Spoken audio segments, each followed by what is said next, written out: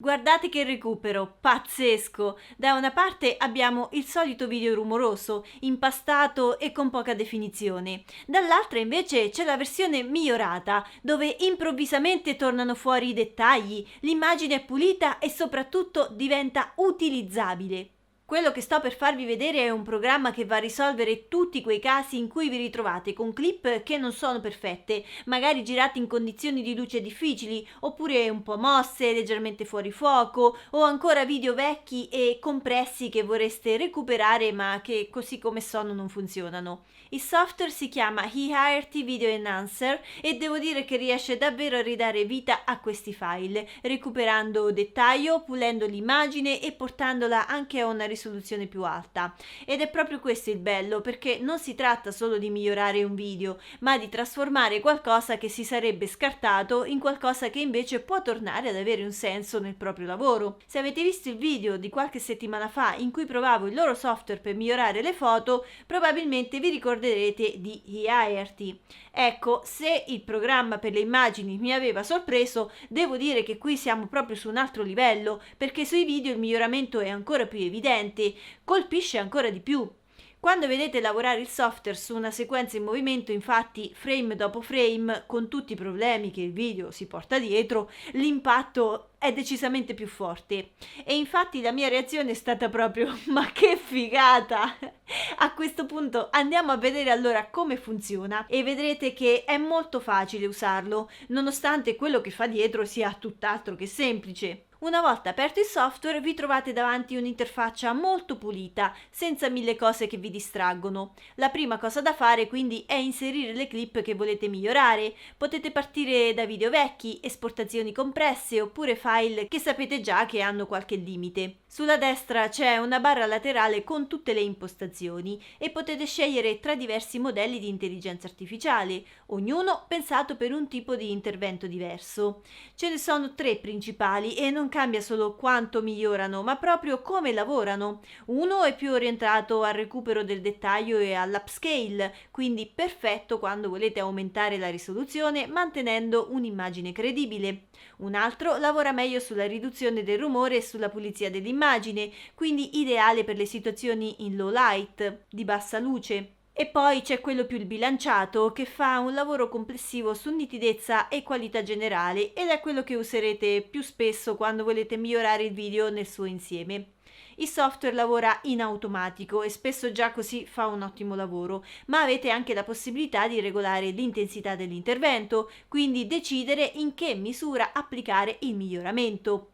Se ad esempio vedete che l'effetto è un po' troppo spinto, magari troppo nitido o troppo pulito rispetto a quello che vi piace o vi serve, potete semplicemente abbassarlo e trovare un equilibrio più naturale. Come vi accennavo, c'è la possibilità di ingrandire il video, quindi fare upscale a 2x, 4x e fino anche a 8x, aumentando la risoluzione e ricostruendo dettagli in modo coerente, riuscendo davvero a portare un file a una qualità più alta, mantenendo una resa credibile. Sotto a questa parte più intelligente trovate poi tutti i controlli classici, quindi temperatura colore, esposizione, contrasto, gestione di bianchi, luci, ombre, fino al crop, al ritaglio. Questi slider sono comodi per sistemare quei video che non hanno bisogno di passare da altri software, arrivando direttamente a un risultato finito direttamente all'interno di eHiRT Video Enhancer. Ci sono poi alcune funzioni extra che secondo me fanno davvero la differenza in certi contesti, ad esempio la frame interpolation, che permette di aumentare i fotogrammi al secondo rendendo il movimento più fluido.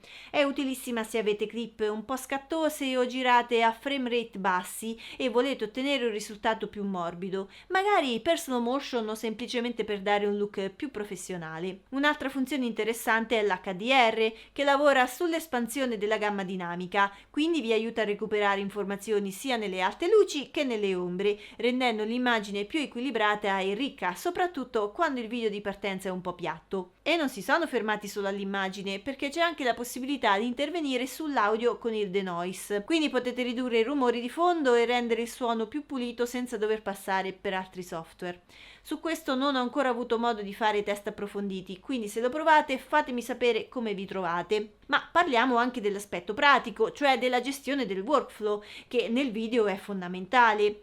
Parliamo sempre infatti di file pesanti e qualsiasi modifica richiede tempo. iHeart vi dà la possibilità di lavorare in batch, quindi potete preparare più clip, impostarle e poi lasciarle esportare tutti insieme. Io ad esempio per fare i test che avete visto ho caricato tutto la sera, ho avviato il rendering e ho lasciato lavorare il computer durante la notte, così la mattina avevo già tutto pronto.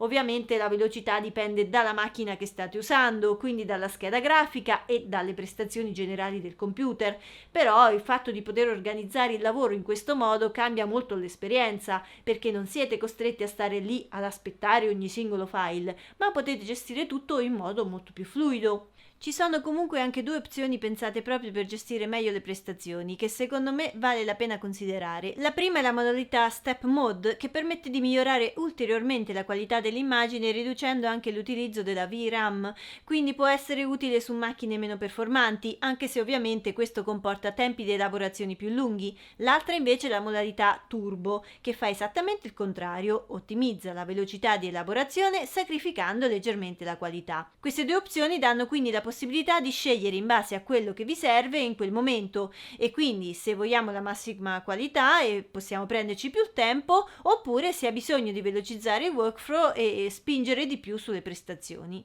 L'unica cosa che magari può far storcere un po' il naso è che al momento non c'è la lingua italiana, però vi dico la verità, è talmente semplice e intuitivo che diventa veramente irrilevante. Dopo pochi minuti ci si abitua completamente, perché non è uno di quei software pieni di menu complessi o passaggi poco chiari. Qui è tutto molto diretto. Caricate i video, scegliete il modello, regolate i parametri e lanciate l'elaborazione. Ed è proprio questo il punto forte, cioè che quello che avete visto è esattamente quello che è. È semplice, lineare ed efficace. Non c'è quella fase in cui sentite di dover imparare qualcosa di complicato, perché il flusso diventa subito naturale. Un altro punto a favore, per me molto importante, è il modello di acquisto. Non c'è un abbonamento, ma un pagamento una tantum con licenza a vita, utilizzabile su più computer. Insomma, rimane nostro per sempre senza quella pressione continua del costo mensile. Che dire, la sensazione è un po' la stessa che avevo avuto con il software per le foto, uno strumento che, se usato nel modo giusto, può davvero salvare situazioni che altrimenti avremmo scartato. Se vi incuriosisce provarlo, vi lascio il link qui sotto per testarlo gratuitamente e dare un'occhiata alle offerte, così potete vedere direttamente sui vostri file se fa al caso vostro. Io vi saluto e vi do appuntamento al prossimo video. Ciao!